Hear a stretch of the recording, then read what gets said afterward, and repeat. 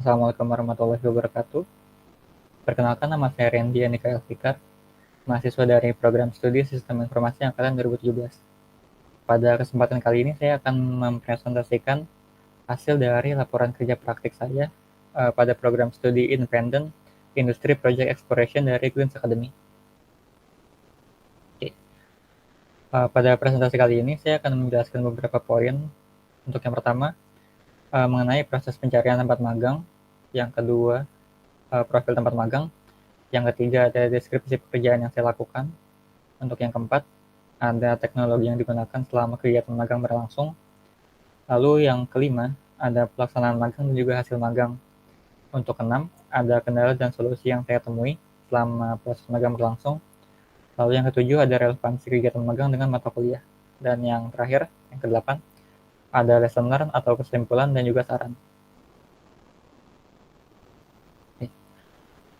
Untuk proses pencarian tempat magang, pertama-tama saya mendaftarkan diri melalui website Megang Kampus Merdeka.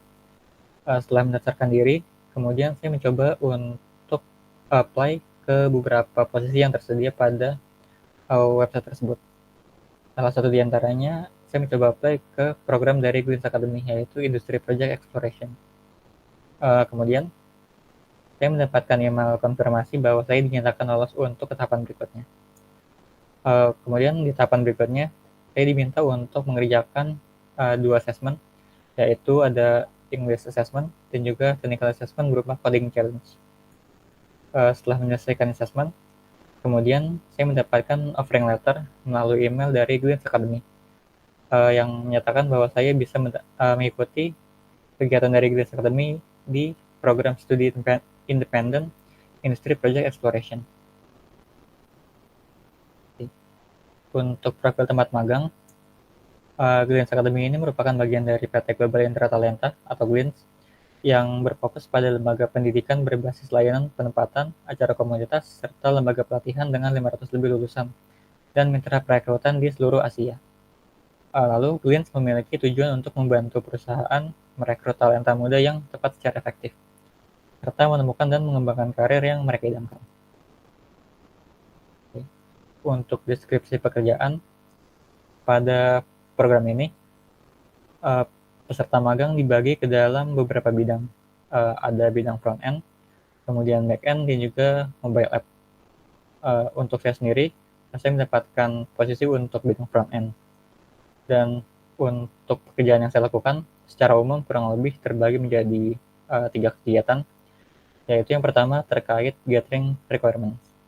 Pada kegiatan ini, para peserta magang melakukan assessment, menganalisis, dan mengimplementasi requirement dan desain proses bisnis ke dalam aplikasi website atau seluler. Lalu yang kedua, kegiatan software development, di mana para peserta magang itu dibagi ke dalam beberapa tim dan setiap timnya mengembangkan aplikasi, perangkat lunak, sistem dengan menggunakan bahasa pemrograman tertentu. Lalu yang ketiga, ada kegiatan technical mentorship dan juga evaluation. Untuk kegiatan evaluasi sendiri ini, kita mengadakan rutin secara daily maupun weekly, disertai dengan kegiatan mentorship untuk proses pembelajaran baru. Selanjutnya untuk teknologi apa saja yang digunakan. Untuk di bidang frontend sendiri, kami menggunakan Next.js, kemudian React.js, dan juga untuk repository kami menggunakan GitHub, dan juga untuk kebutuhan desain kami menggunakan Figma. Lalu untuk kebutuhan komunikasi, kami menggunakan Zoom untuk kegiatan meeting dan juga kegiatan lainnya. Lalu ada Notion untuk task management, dan juga Discord untuk channel komunikasi sehari-hari. Untuk pelaksanaan magang, di sini saya memilih durasi magang selama 10 minggu, di mana selama 10 minggu ini ada beberapa kegiatan yang rutin dijalankan setiap seminggu sekali, ada kegiatan yang rutin dijalankan 2 minggu sekali, dan juga ada kegiatan rutin yang dijalankan setiap bulannya. Untuk minggu pertama kami difokuskan untuk mengikuti kegiatan onboarding atau orientation day. Lalu ada kegiatan career development mentorship dan juga kegiatan community atau social club. Lalu di minggu kedua ada career preparation series, kemudian tech project preparation, lalu ada monthly career exploration series, ada community atau social club, dan juga all hands. Di tech project preparation ini kami dijelaskan mengenai gambaran umum terkait proyek apa saja yang akan kami kerjakan selama kegiatan magang berlangsung. Lalu di minggu ketiga ada kegiatan baru, khususnya di kegiatan Project Exploration Briefing. Pada kegiatan ini kami dijelaskan terkait proyek yang akan kami jalankan atau kami kerjakan.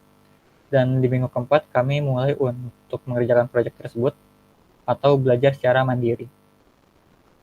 Dan juga setiap 2 minggu sekali akan ada peer evaluation, di mana di kegiatan ini untuk satu tim itu kami mengadakan evaluasi terkait kinerja selama 2 minggu sekali. Lalu kegiatan tersebut berlangsung selama 10 minggu. Dan di minggu ke-10 juga masih sama kegiatannya kurang lebih.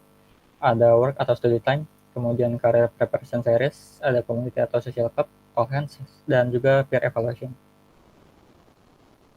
Oke, untuk hasil magangnya, selama kegiatan magang terdapat 2 aplikasi yang telah dikembangkan. Yang pertama itu aplikasi attendance app. Aplikasi ini merupakan aplikasi yang digunakan untuk kebutuhan absensi, di mana user dapat check-in atau check-out ketika mereka bekerja. Jadi nanti datanya itu akan disimpan di database dan juga direkap di dashboard admin.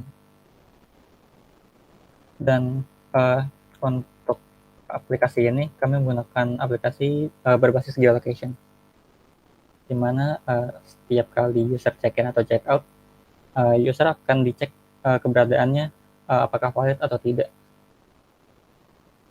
Lalu untuk aplikasi yang kedua, kami mengembangkan aplikasi yang merupakan kolaborasi antara Quidditch Academy dengan Lingotalk. Aplikasi ini ditujukan untuk kebutuhan monitoring dari anak-anak yang mengambil course di Lingotalk. Untuk halaman yang saya kerjakan, ya ini ada halaman insight analysis dan juga blog analysis, di mana fungsinya adalah admin bisa melihat blog-blog atau artikel yang dipublish, dan juga dapat melihat data analytics kurang lebih, atau bisa dikatakan rangkumannya dari artikel tersebut. Oke, di sini ada GitHub repository yang kami gunakan. Lalu ini GitHub repository dari tim, dan juga ada dokumen dari Figma file. Untuk kendala selama kegiatan magang berlangsung, ada beberapa kendala yang saya temui. Pertama itu terkait adanya kesulitan untuk beradaptasi. Lalu ada kendala terkait manajemen waktu, dan juga kendala terkait proses komunikasi antar tim, dan minimnya sumber belajar yang disediakan oleh Quidditch Academy. Lalu untuk solusi yang saya lakukan, yaitu untuk kendala yang pertama, saya rutin untuk mengikuti kegiatan ekstra yang diadakan oleh Quidditch Academy untuk bisa mengenal